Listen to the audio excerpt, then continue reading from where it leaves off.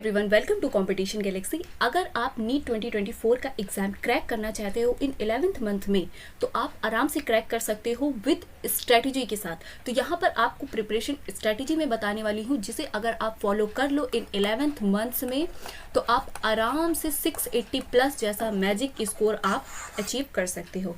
ये स्कोर ऐसा स्कोर है जिसमें आपको टॉप 10 बेस्ट मेडिकल कॉलेजेस में एडमिशन मिल सकता है। तो क्या होनी चाहिए आपकी प्रिपरेशन स्ट्रेटजी? सबसे पहले बुक्स।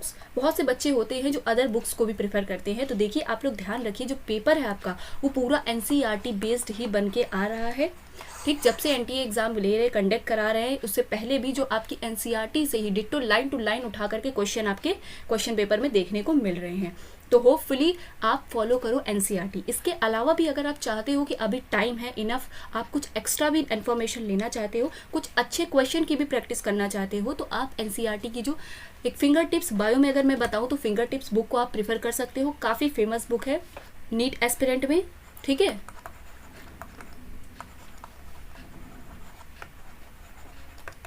इसी के साथ साथ अगर हम केमिस्ट्री में आपको बताएं तो केमिस्ट्री में जो है ओपी टंडन और एमएस चौहान। ठीक है, एमएस चौहान और ओपी टंडन की आप बुक को प्रेफर कर सकते हो, ये भी अच्छी बुक्स है। और फिजिक्स में है SC Verma and DC Pandey. SC Verma and DC Pandey.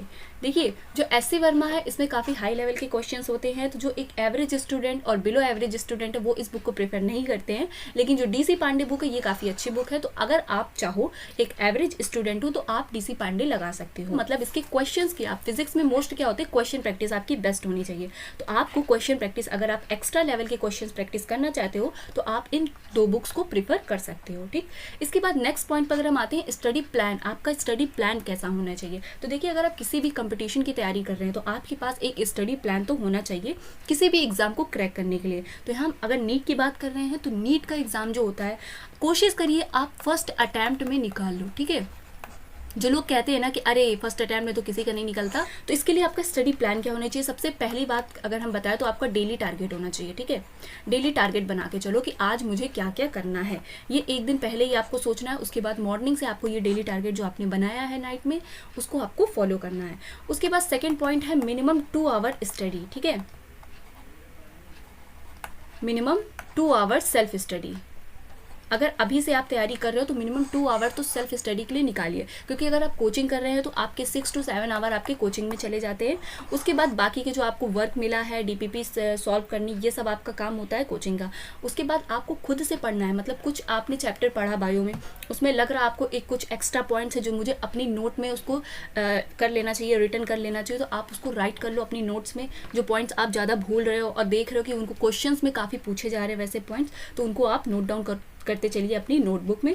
उसके बाद वीकली प्लान बनाइए। ठीक है, वीकली प्लान जो है ये सबसे इंपॉर्टेंट है।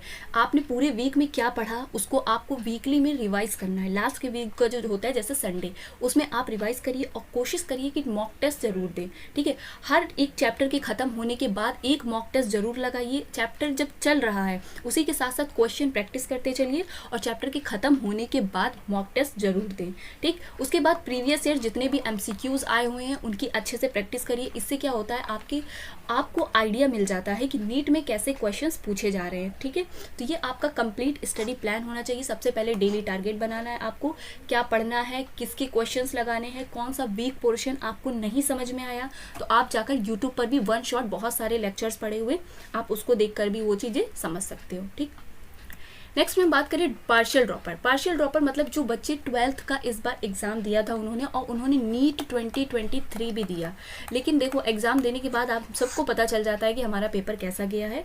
ठीक, मोस्टली अगर क्वेश्चन का अंतर बताया नंबर का तो 10 से 15 मार्क्स का ही डिफरेंस होता है। ठीक, तो सभी बच्चों को आइडिया मिल जाता है कि उनका सिलेक्शन होना है या नहीं होना है। तो पार्शियल ड्रॉपर बच्चे जिन्होंने 12th लिया मतलब इस बार फ्रेशर ड्रॉपर है, तो वो बच्चे नीट की अगर कोचिंग कर रहे हैं तो देखो अगर कोचिंग आप करना चाहते हो तो कोचिंग भी करके आप क्या होता है आपका 6 to 7 आवर्स आपके कोचिंग में चले जाते हैं। इसी के साथ साथ आपको अपनी सेल्फ स्टडी डेली पढ़ने के लिए भी टाइम निकालना है। और सेम यहाँ पर जो स्टडी प्लान मैंने बताया वो अगर आप कोई ड्रॉपर बच्चा है, पार्शियल ड्रॉपर, उन सबको यही आपको फॉलो करना है। और फर्स्ट अटैम्प्ट में ही नीट निकल सकता है। 11th मंथ इनफ है। ठीक है। 11 मंथ्स इनफ हैं आपके नीट को क्रैक करने के लिए, 2024 को क्रैक करने के लिए।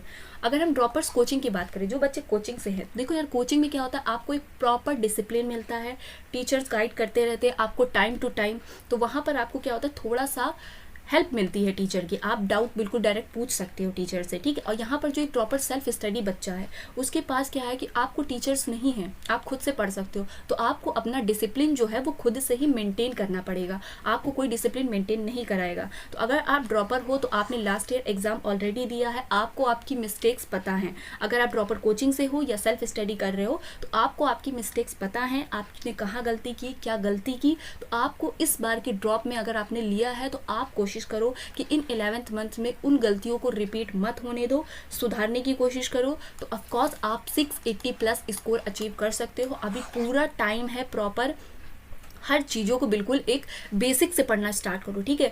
ये मत सोचो कि मैंने तो अभी पढ़ाई हुआ है ऑलरेडी, मुझे तैयार है। तो अगर आप ऐसा सोच रहे हो तो यार सिलेक्शन तो इस बार भी हो जाता ना, नहीं हुआ मतलब कुछ गलतियां तो की हैं। तो ये मत सोचो कि मुझे ये चैप्टर आता है मैं इसको बाद में पढ़ूंगा, मुझे जो नहीं आ रहा वो, तो ऐसा नहीं। बिल्कुल एक प्रॉपर ये समझो जैसे एक फ्रेशर बच्चा तैयारी कर रहा है वैसे ही तैयारी करना है। हाँ, आपकी स्पीड उस फ्रेशर बच्चे से थोड़ी ज़्यादा हो सकती है, ठीक। तो आप स्पीड थोड़ी आगे बढ़ाओ, क्योंकि कई बच्चों का होता है सिलेक्शन स्पीड की वजह से रुक जाता है, तो उनकी क्या होती है, प्रॉपर स्पीड नहीं होती है। तो जितना हो सके ड्रॉपर हो, अच्छे से पढ़ा है, अगर सेकेंड ड्रॉप ले रहे हो या थर्ड ड्रॉप ले रहे हो तो आपने इन 2 साल 3 सालों में जो भी गलतियां की हैं, अब मौका मिला है उसको अच्छे से सुधार लो और खूब सारे मॉक दो, ठीक है। मॉक टेस्ट जितने लगाओगे उतनी अच्छी प्रैक्टिस होगी, तो जितनी अच्छी प्रैक्टिस होगी आप उतनी अच्छी रैंक के साथ अच्छे मेडिकल कॉलेज में एडमिशन ले पाओगे। तो इस छोटी सी वीडियो में सिर्फ इतना ही। आई होप आपको ये स्टडी प्लान और प्रिपरेशन स्ट्रेटेजी अच्छी लगी होगी, समझ में आई होगी। अगर ऐसे ही इंफॉर्मेटिव वीडियोस आप पाना चाहते हैं तो please subscribe my channel and like the video for better reach. Thank you so much for watching my video.